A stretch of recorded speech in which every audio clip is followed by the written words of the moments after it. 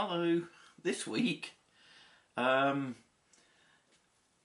going to be using more of this foam that's left over from insulating my workshop. It's got a limited lifespan, not the material itself, but my wife said if I don't get this scruffy stuff out the house soon it's going to be dumped. So I thought I'd take some of the messiest bits and I'm going to make some scatter rocks and little hills and feature things out of it this morning. Hopefully that will postpone the inevitable for the rest of it until I can get to it, because these were definitely the messier bits that were left over. At least the others look tidy. Well, that's my argument and I'm sticking to it. So what I've done is I've been sketching some potential ideas on this piece of paper. I'm not saying I'm going to do all of these, but these are just little things that I thought about doing. I thought about doing some, you know, kind of very small slopes.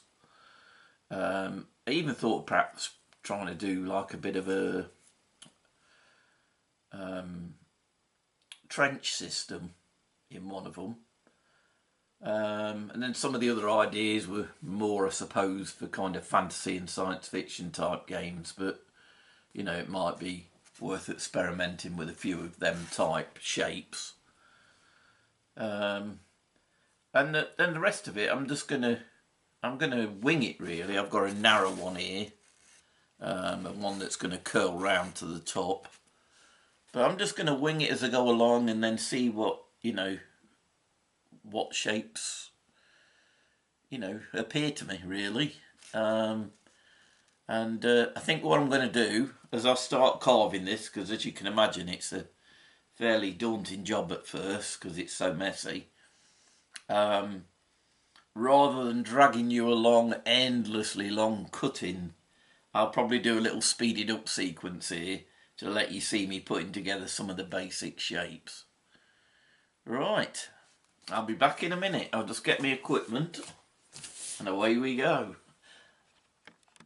Right, as you can possibly hear, I'm listening to a tip that I got into on one of my videos when I last used this stuff, to wear a mask. I was a bit silly last time, I didn't. And someone pointed out to me that, you know, it's pretty iffy stuff, this insulation stuff. So I've got a mask on now, so let's get cracking on this first one and see how we go.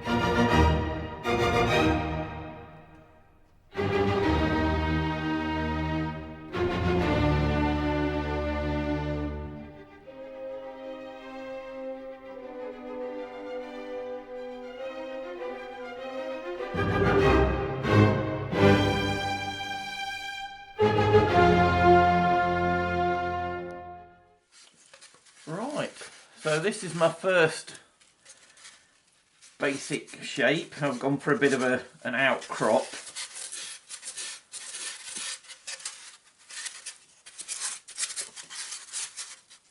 I mean, there'll still be, you know, little bits that I perhaps want to carve out, but I've got the basic shape that I'm kind of happy with now.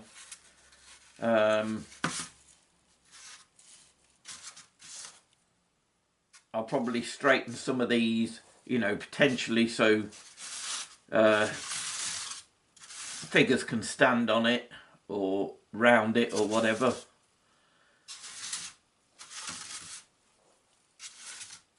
I'm not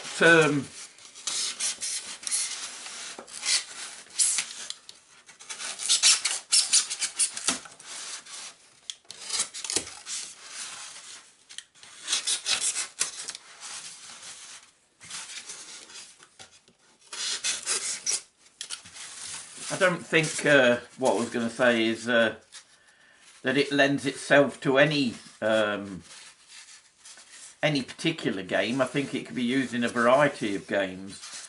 You know, you could use it in bolt action or anything really. Fantasy, you know, it's a basic pattern to follow. I mean, obviously what you've got to think about it is in context with the battlefield that you're actually playing. You know, does it sit well with it? I mean, if you're playing across planes, then you are going to have the odd outcrop. But that's my first basic shape anyway. I'm going to stick with that one for now. Now, as you can see, there appears to be lots of wasted parts. Well, they won't actually be wasted because some of them I'm going to carve into boulders and rocks,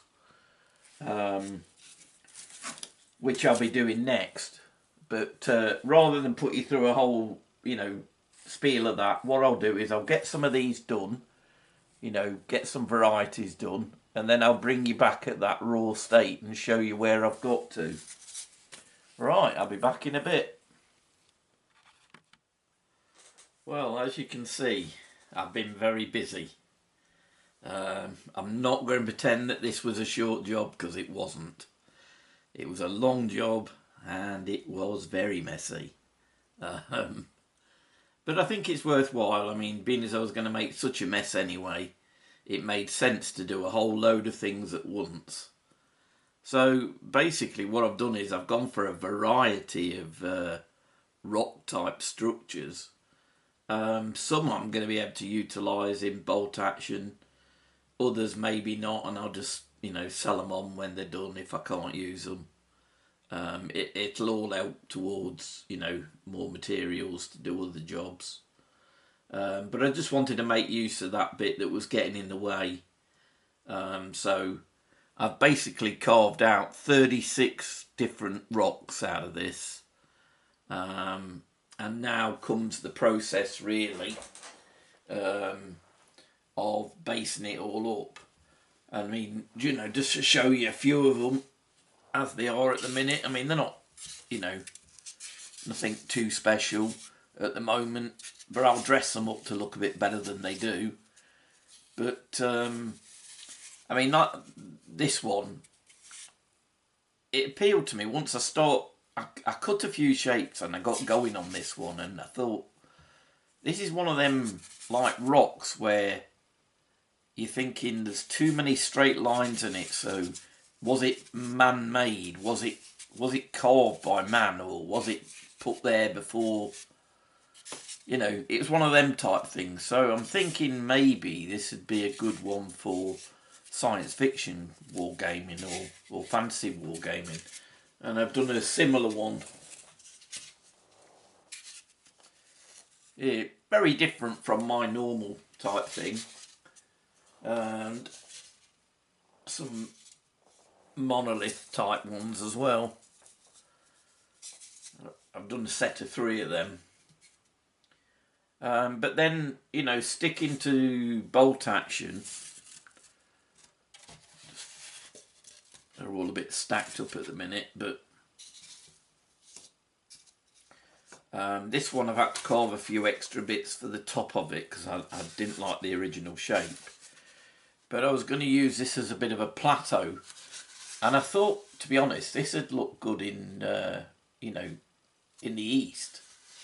I've even carved a bit of a cave into this one, which I thought maybe could be turned into some kind of, I don't know, ammo pit or machine gun setup.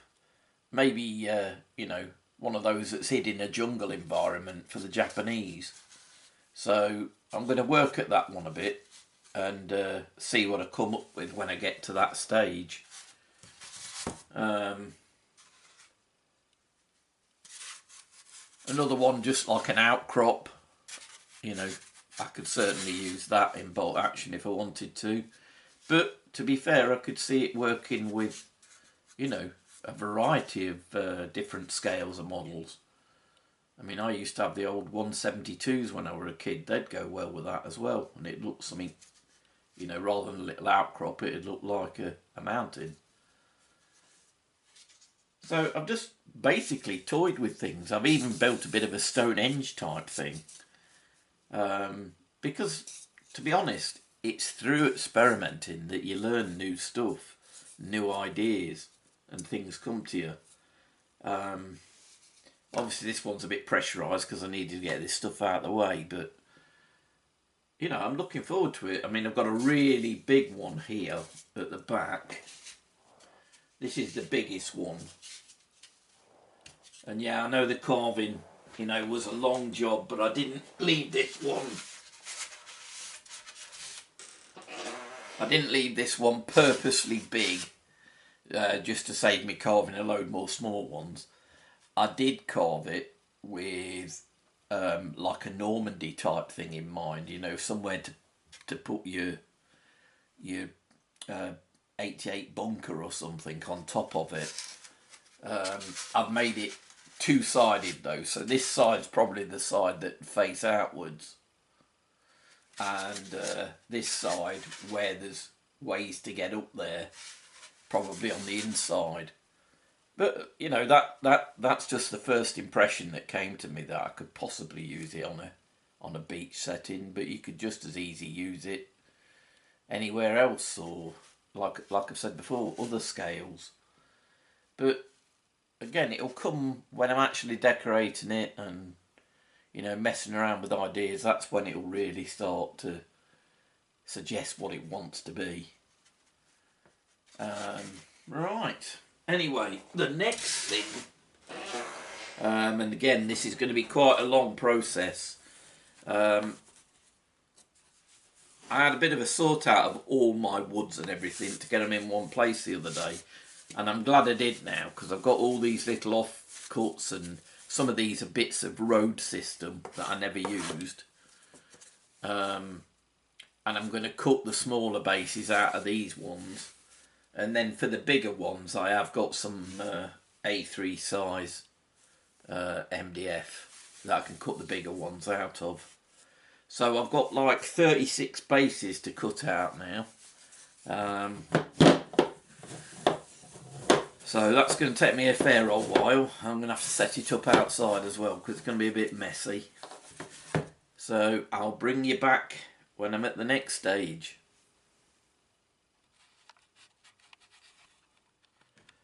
Wow. Well, 36 bases cut later. And what reward have I got? 36 bases to sand down the edges.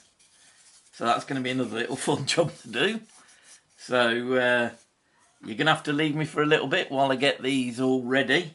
And then we'll be looking to mount some of these hills and mountains and outcrops that I've built. But you can imagine it's going to take me a fair old time just to get these smoothed down a bit. Not to mention the mess again. Anyway, I'll be back soon.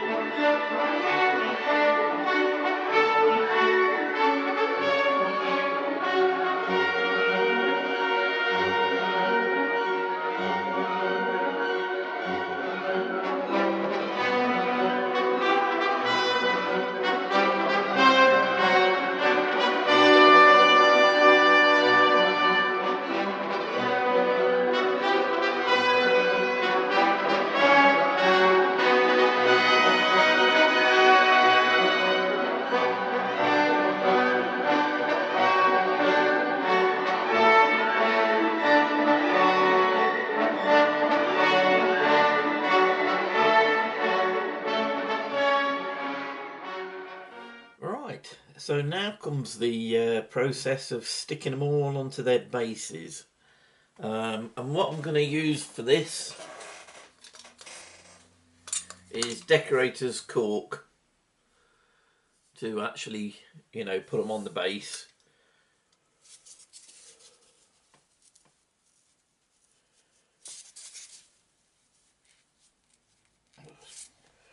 Moving it around a bit to get it so it's bonding everywhere. That's it. And then the reason why I've got these is because where it's oozed out, I can smooth it around to hide the joints. Just wet my finger a little bit.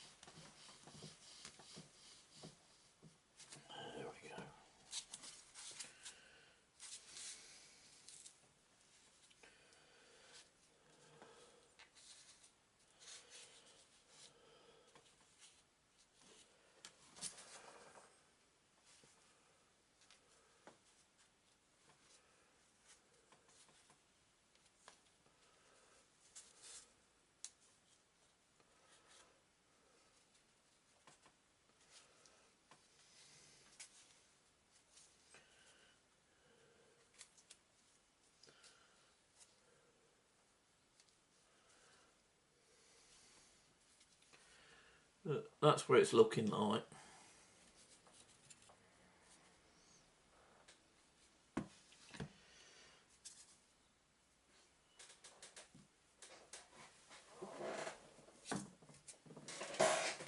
Right, let's have a look at the next one then.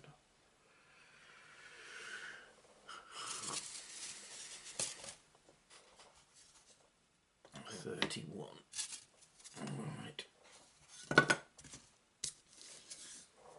This one's a bit flatter, so I'm going to put it straight onto the base.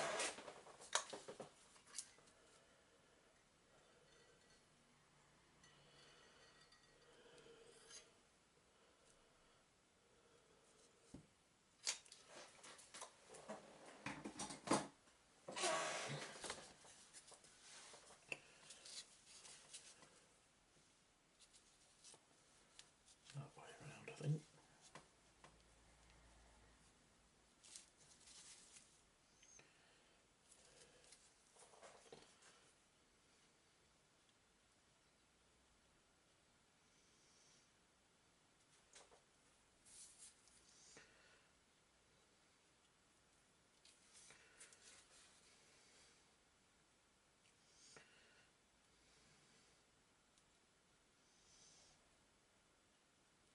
That's it.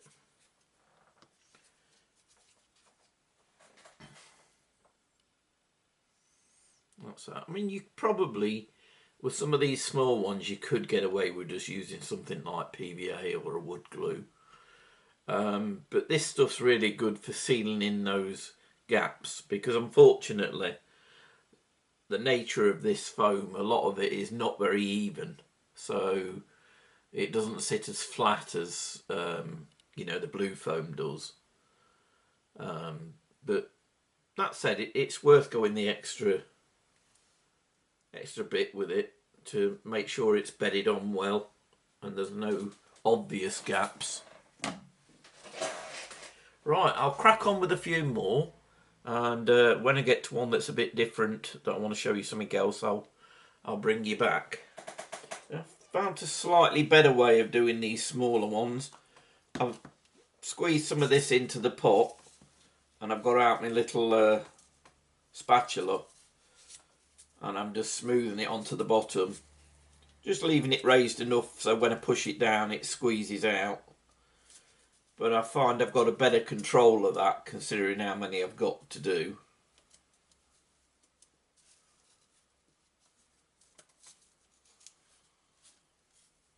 There we go. Still the same procedure on the bottom, just slightly wobble it round so it squeezes out everywhere. That's it.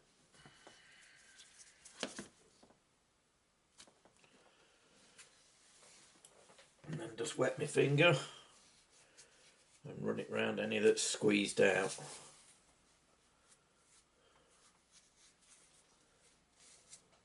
It's working a lot better.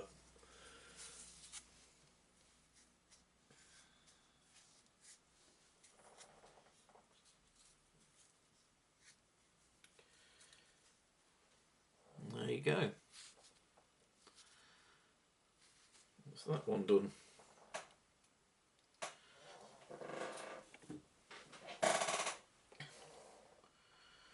Right, now there's one here I just wanted to show you before. When I was cutting this one, it actually broke. And that reminded me of the fact that, you know, with it being tall, say particularly something like that one, they're going to be quite fragile, you know, for the roughy tufty of, you know, getting them out to play and whatever. So what I thought about doing with this one and any of the tall ones is, you know, a cocktail stick if it's smaller, or this skewer stick. And what I'm going to do is just measure it so I know it's not going to come all the way through it. So like this one, it wants to be about, I don't know, say there.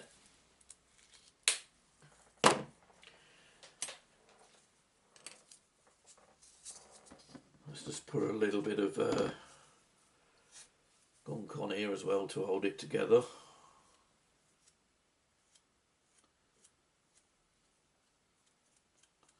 But it isn't just, you know, I mean, this one's broken, so I'm doing it, but I also want to do it to the ones that are not broken, just to give them a bit of strength. So then what I do is I'll run this straight down the centre.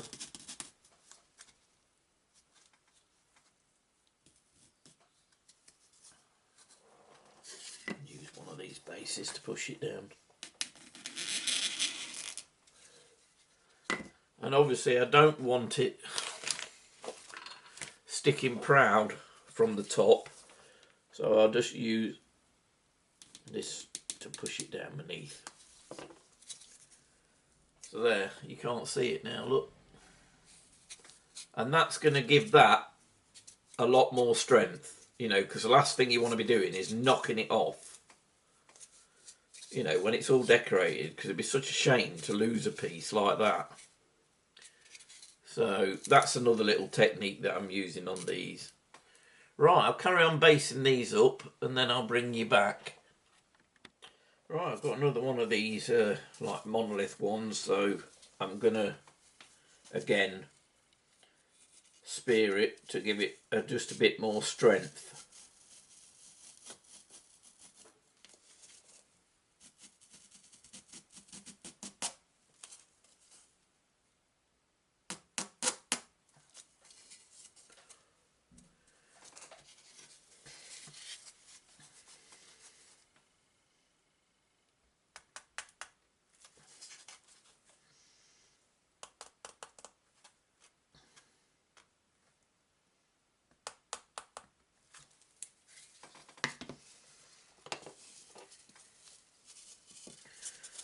Poke it just below the surface and then I can fill it in after. So that's like that, look. I don't know whether you can see that hole in the top. Right, just there. But that will easily fill. And it just gives it a little bit more stability. I'm gradually getting through all these smaller ones. Certainly speeded up since adding it like this.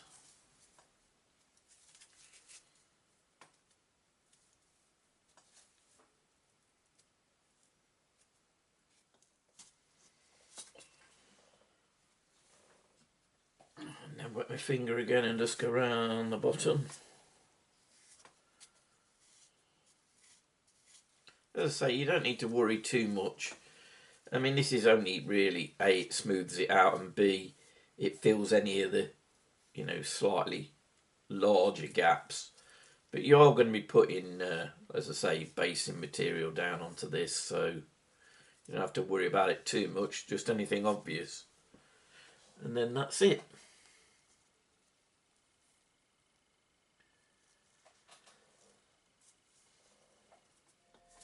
Right, so this one's a little bit, oh sorry, I've got music on in the background. This one's a little bit different. It's a bit of a Stonehenge type thing. So what I'm going to do first of all,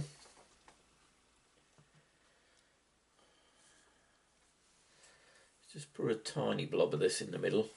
I don't want it oozing out because they're meant to just be balanced.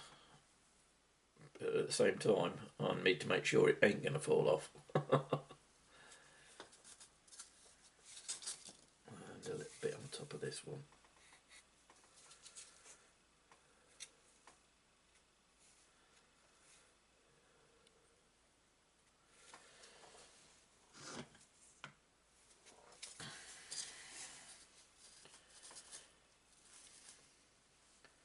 Right, now what I'm going to do with this is once I've got it how I want it,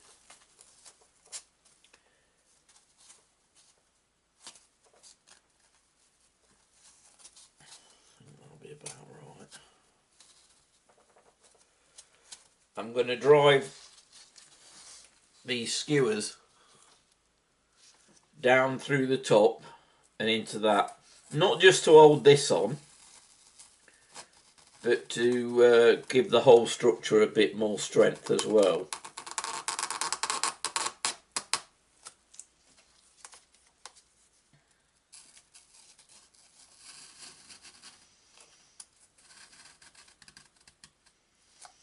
If I was doing it just to pin it on, I'd only need cocktail sticks, but that's not what I'm after here. I'm after giving these a bit more strength as well.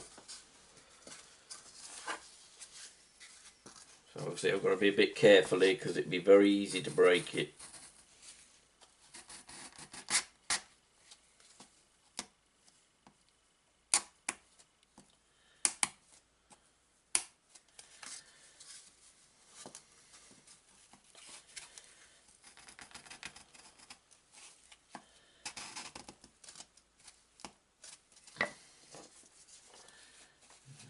I'll just push that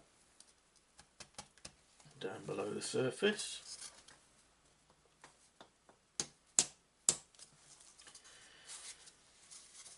And that's it. So it's on there now. That's not going to wobble off or anything. Use my stick just to take that bit that's showing out.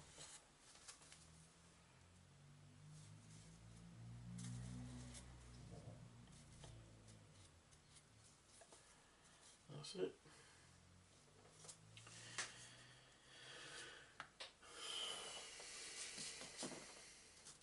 Right, I'll just put some on the bottom pieces.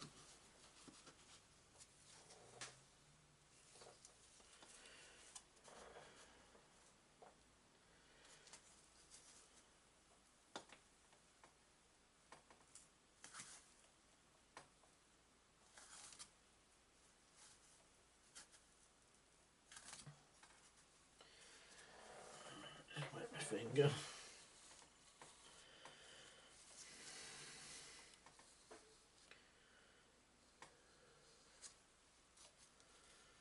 I've not gone for any particular scale on this thing because I wanted it to be, usable for a variety of scales of wargaming. But obviously I still wanted it to be an impressive size.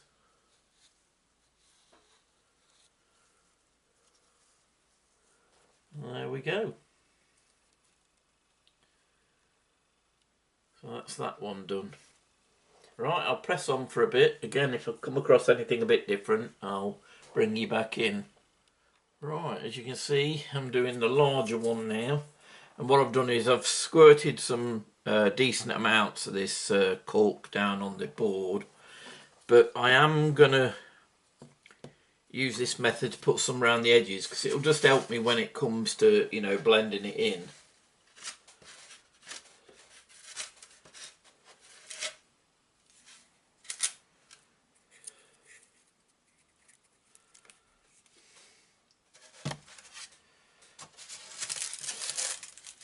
There's the backing stuff still on there.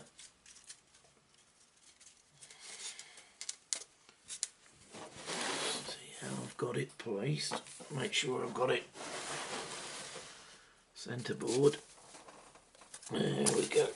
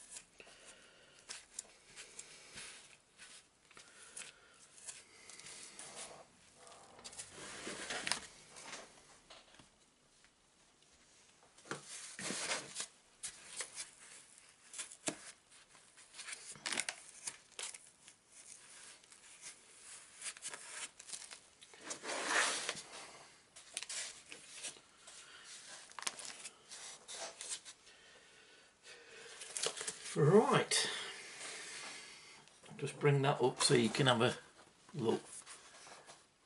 You see that sealed it all around the bottom. There's the odd gap here and there, but as I say, once the base soil goes down, that'll all disappear. Right, so they're all based up now. I mean, they'll probably be dry in about, what, 2 hours. But to be fair, I've been working on them most of the afternoon, so I'm going to be leaving these overnight now, so they'll be well and truly dry by the time I come back to them. And having gone round all the bottom bits and hidden all the gaps, they'll be ready for the next stage. So I'll bring you back soon. So what I'm doing now, now that they're all based and they've dried, I've got a selection of stones, grits, sands, and basically I'm dressing these a bit before I actually give them some texture by stippling them with a mixture of plaster and PVA. So I want to get some textures up on these, something that just draws them out a little bit more.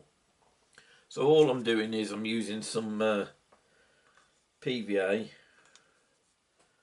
and approaching each one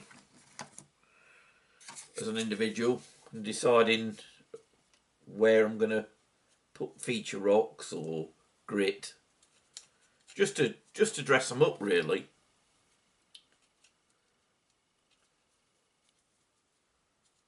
I'm not going to cover the whole of the bases because I will be adding more grit later, but this is the stuff that I just want to seal in so it's, you know, part of the structure if you like.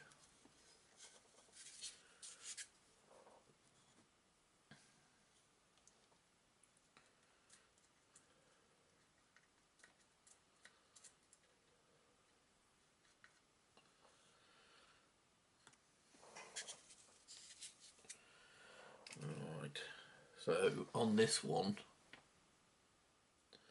I'm going to put a couple of slightly larger stones.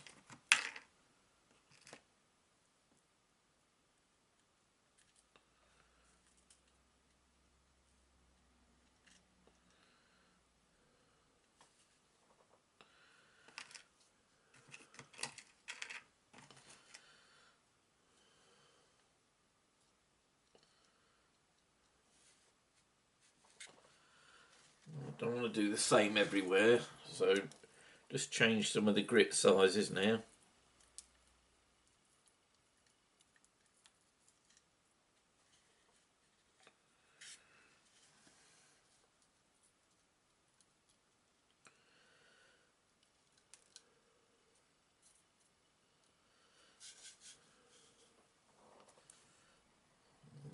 just have more of the sand.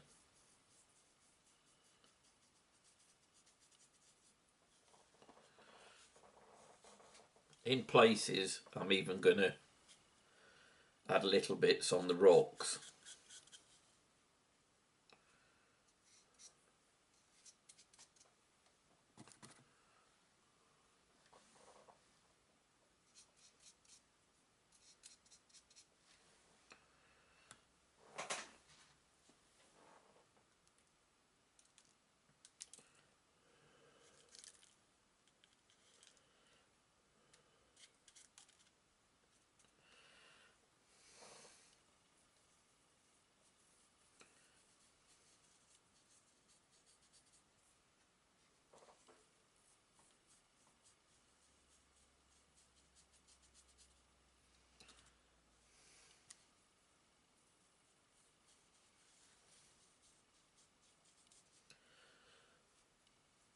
It's not going to look very much at the moment, but it'll all come together towards the end. So that's what that one's looking like. It's just to, you know, break things up and make it look a little bit more natural rather than like an arbitrary rock just sticking up from nowhere. Very early days, so it's not going to look very much at the moment. Right, so as you can see, I've gone through all these little ones now. I have decided to add a little bit of bark on some of the flatter rocks. You know, it's just some outlying rocks on top of it. There's another one on this one.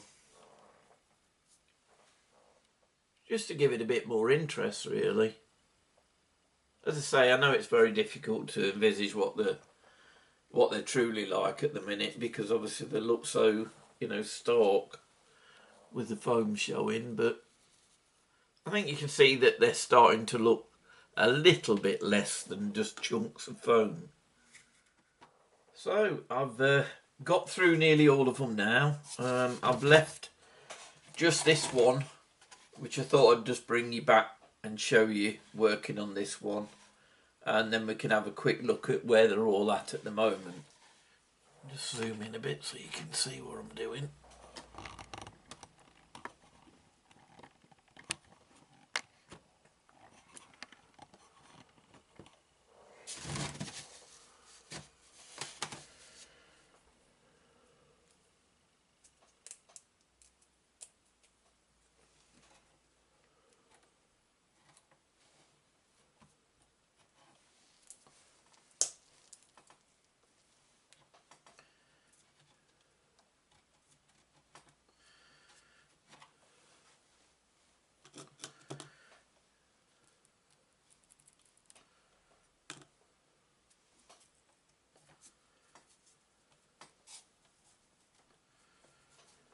Good thing is to just blend it in with a few stones as well, you know, so it makes it sit together better.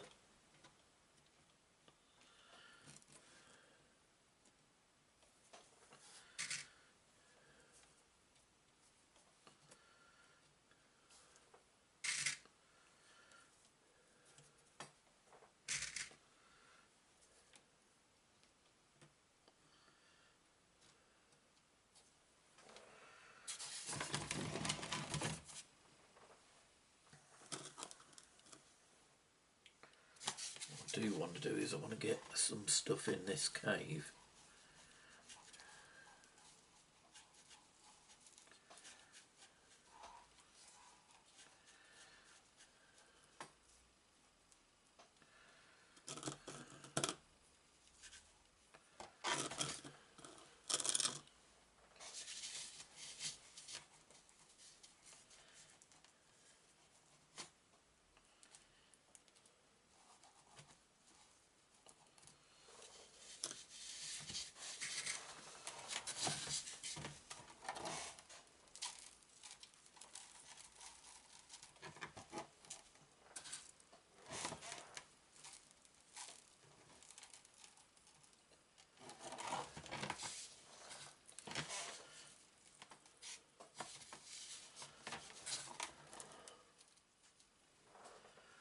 So if I show you that, I'll just bring a light on it.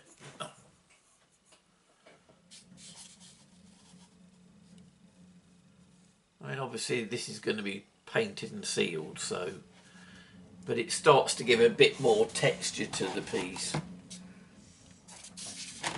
Now what I want to be looking at is the top of the plateau, if I want any individual.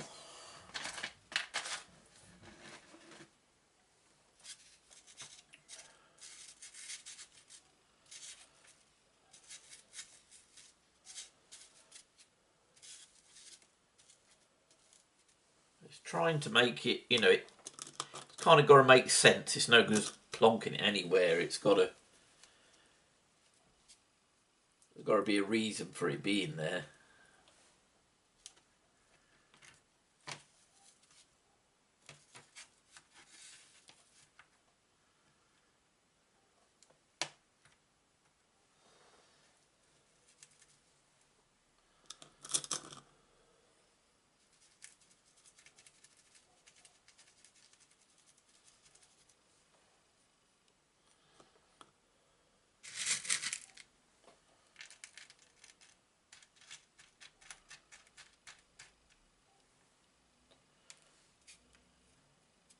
The other thing that I wanted to do is to get a few rocks in some of these bits that are tilting back where it's gathered, particularly down in this.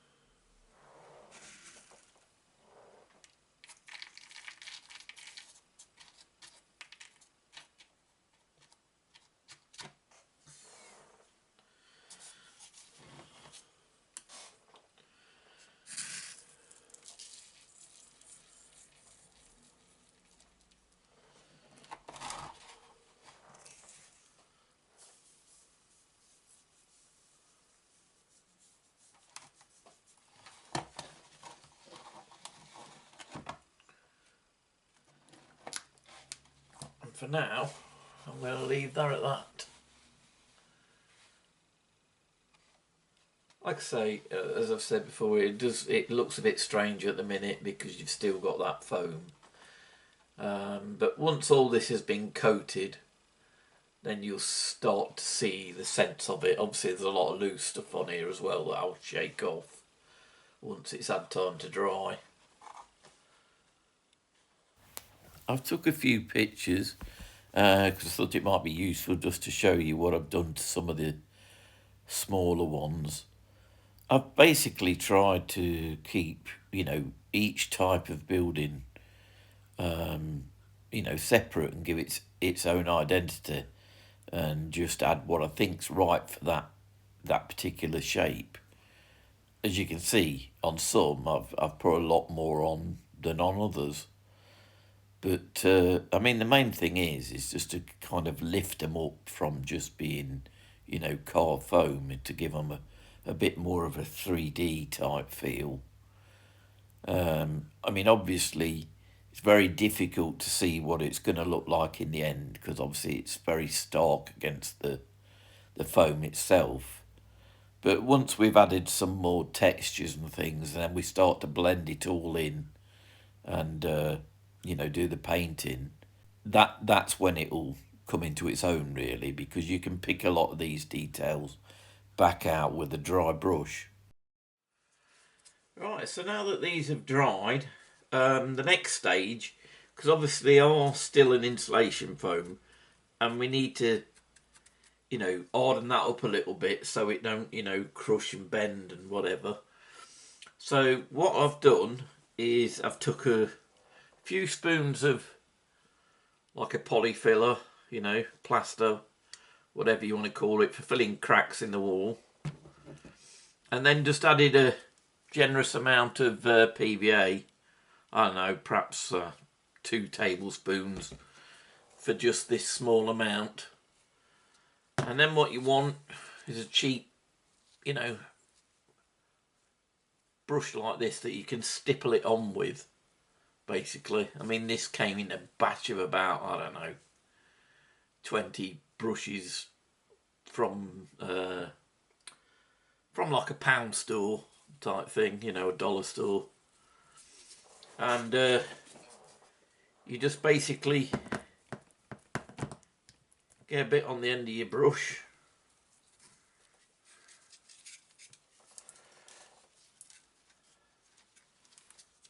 I haven't shook off any of the loose stuff, so I'll just do that. And then basically you just stipple it on.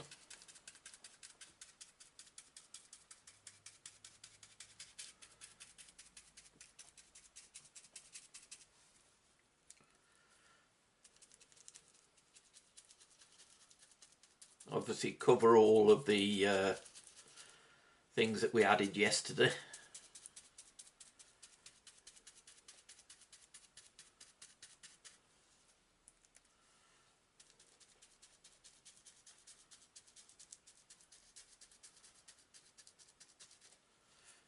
Any of the gaps that are still showing, this will hide it away as well. But it's mainly about, you know, just giving the foam a reasonable coverage, nothing too thick. I mean, while it's still damp, you can smooth it out anywhere, or, you know, if you need to dollop a big bit in to get in a gap, it's not a problem, because you can just use another brush, a smaller brush with a bit of water on it, and smooth it out how you want it.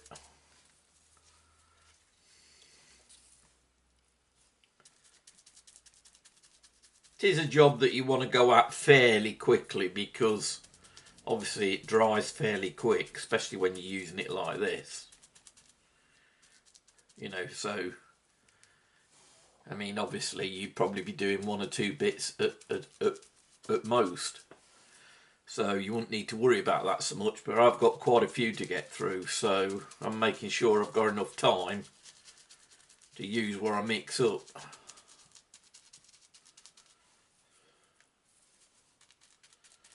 The other thing is, this will give give it a nice rock texture. As I say, it's something you can play around with. You know, if you don't want it to look too stipply, you can smooth it out, or you can wait till it dries and then just rub it down a little bit.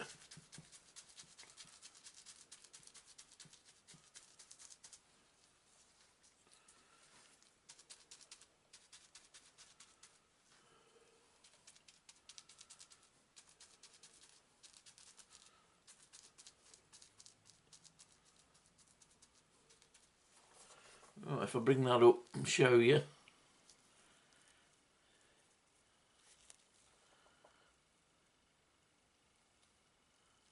And when that dries, I mean, I'm not pouring that much on. It's not going to suddenly become, you know, a heavy lump or anything.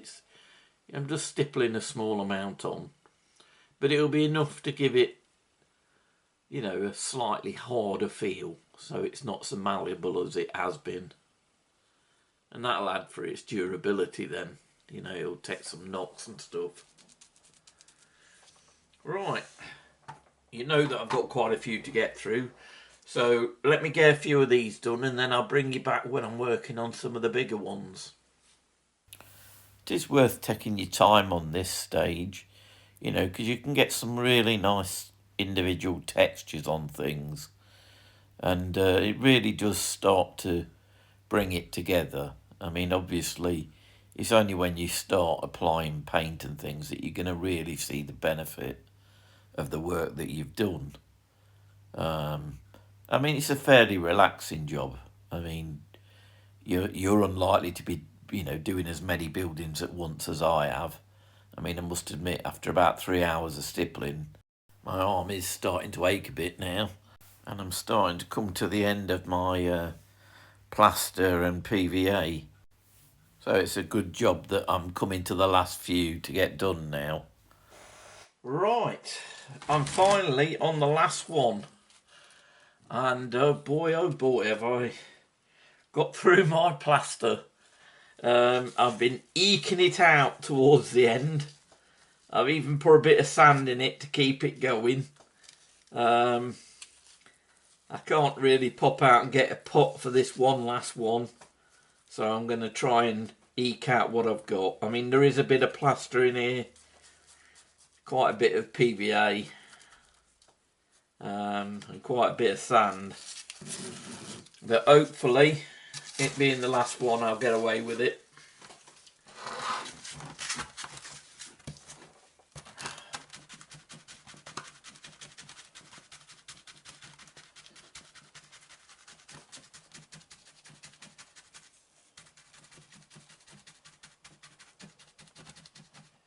Certainly feeling the fact that I've done so many at once. I mean, just to give you an indication, I think I've been doing this stippling now for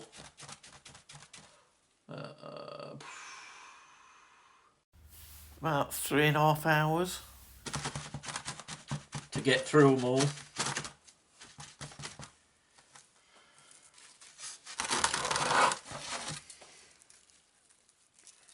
I mean, I've had the odd break, obviously, but nevertheless, it's not a long process if you're doing one, but when you're trying to do 36 at once, yeah, you feel it. Right, so they're all complete now.